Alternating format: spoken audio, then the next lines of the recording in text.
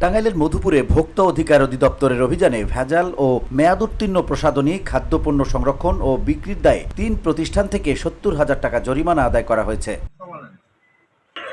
সোমবার দুপুরে মধুপুর পৌর শহরের মার্কেট ও বাজার এলাকায় এ অভিযান নেতৃত্ব দেন ভোক্তা অধিকার সংরক্ষণ টাঙ্গাইল জেলা কার্যালয়ের সহকারী পরিচালক আসাদুজ্জামান রুমেল।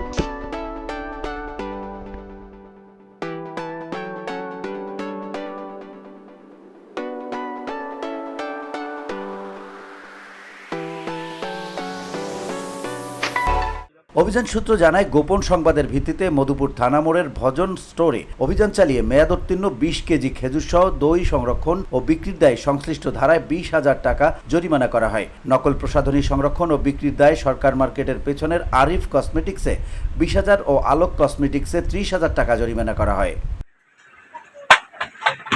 অভিযান চলাকালে সহকারী পরিচালক আসাদুজ্জামান রুমেল ভোক্তা অধিকার সংরক্ষণ আইনের বিভিন্ন ধারা সম্পর্কে ব্যবসায়ীদের ধারণা ও নকল পণ্য বিক্রি থেকে মুক্ত ও ক্রয় বিক্রয় প্রকৃত রসিদ ব্যবহারের পরামর্শ দেন।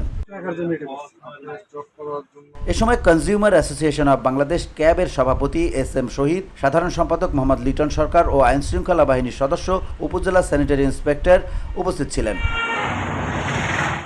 VOD Bangla news desk.